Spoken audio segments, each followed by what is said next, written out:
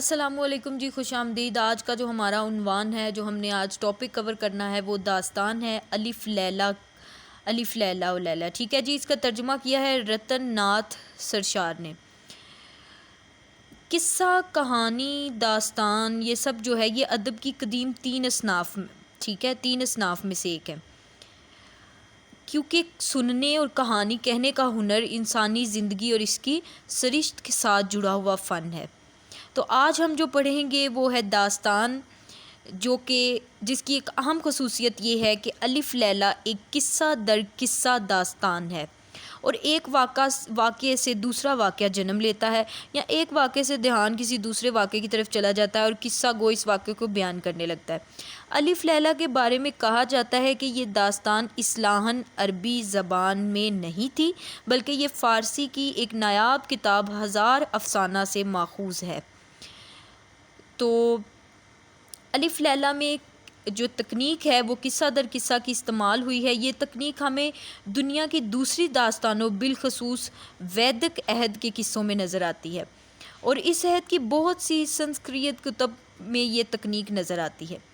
اب شروع کرتے ہیں جی الف لیلا کی داستان۔ الف لیلا کی کہانیاں بنی ساسان کے بادشاہ شہریار، جو اس کے اندر کردار ہیں جی، بنی ساسان کے بادشاہ شہریار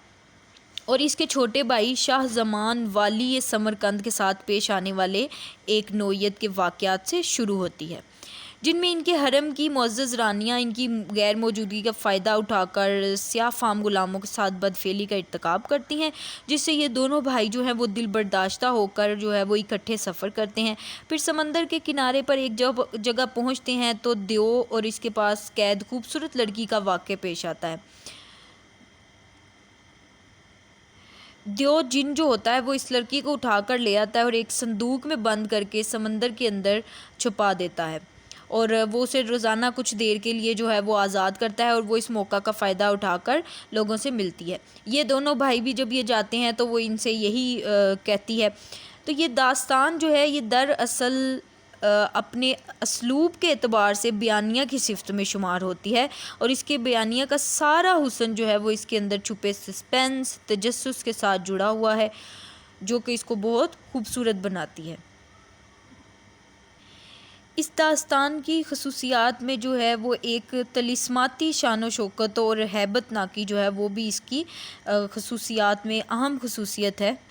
اس داستان کے اندر ان دو کرداروں کے علاوہ جو ہے خلیفہ ہارون رشید اور اس کے وزیر جعفر برمکی کا بھی جو ہے یہ دونوں کردار میں نے لکھے ہوئے ہیں، ان دونوں کا بھی جا بجا ذکر نظر آتا ہے، اور بعض داستانوں کے اندر یہ خود بھی ایک کردار کی صورت میں نظر آتے ہیں، جس سے ان کے عدل و انصاف کا پتہ چلتا ہے۔ اور پہلے حصے کی آخری کہانیوں میں ہارون رشید کی ملکہ زبیدہ کا کردار بھی ابھرتا ہے، مگر اس کے روایتی رنگ کو نہیں دکھایا گیا، بلکہ یہ بتانے کی کوشش کی ہے کہ سارے علم و فضل کے باوجود عظیم خاتون عورتوں کے ہاں بھی جو ہے وہ جذبہ حسد موجود ہوتا ہے، اور وہ کسی اور عورت کو خلیفہ ہارون رشید کے قریب دیکھنے کی روادار نہیں تھی۔ دراصل اس کہانی میں یہ بتایا گیا ہے کہ شہوت، لالچ اور غرور انسان کے اخلاق کے دشمن ہیں، اور انسان کو ہر حال میں اللہ کے سامنے عاجز رہنا چاہیے اور اس سے نیک انجام کی دعا کرنی چاہیے، کیونکہ بعض اوقات اچھی اور نیک تدبیر کے باوجود انسان مصائب میں گھر جاتا ہے اور اپنے مقام سے نیچے آ جاتا ہے۔ یہ تھا جی اس کا پس منظر، اس داستان کی خصوصیات جو ہیں، اور اس میں جو سبق بتایا گیا وہ یہ تھا۔ اب ہم جو ہے وہ بات کرتے ہیں اس کے تہذیبی پس منظر کے بارے میں۔ خصوصیات یہ میں نے یہاں ساری ڈیٹیل سے لکھ دی ہیں، اس کے کردار کے بارے میں، اس کی پلاٹ نگاری کے بارے میں، اس میں کون سی تکنیک یوز ہوئی ہے، اس کے بعد اس کی خصوصیات یہ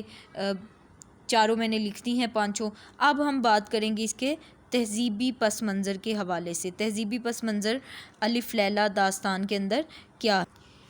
یہاں میں ایک بات بتاتی چلوں کہ جو داستان ہوتی ہے اس میں کسی خاص تہذیب اور طرز معاشرت کی تصویر کشی کی بھی بڑی گنجائش موجود ہوتی ہے، کیونکہ داستان گو کے سامنے اس کو طویل کرنے کا کوئی مسئلہ تو ہوتا ہی نہیں ہے۔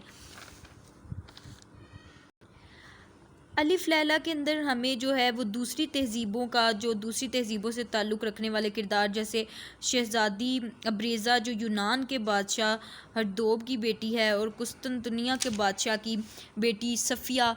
ٹھیک ہے،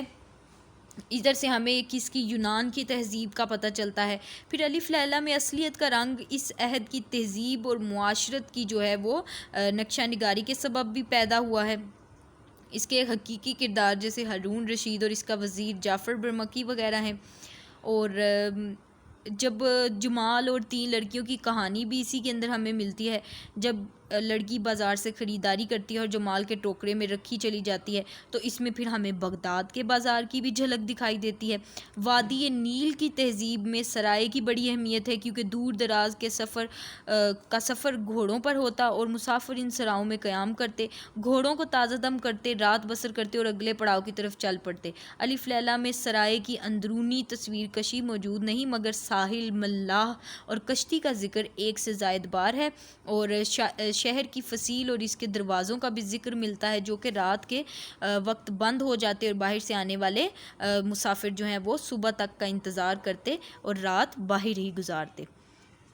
اور خلیفہ ہارون رشید کے عہد کا بغداد اور بصرہ جو ہے وہ بھی ہمیں اس میں نظر آتا ہے، یعنی اس میں ہمیں بہت سی دوسری تہذیبیں جو ہیں وہ نظر آتی ہیں۔ مصر، عراق کی تہذیب اور اس میں سمندر کے سفر کا ذکر، اور یہ ساری جو ہیں بادبان کھلتے ہیں، جہاز جو ہیں وہ سمندر کی وسعت میں بھٹک جاتے ہیں، یہ سارے اس کے اندر ہمیں پڑھنے کو ملتے ہیں۔ اور باغ کے نقشے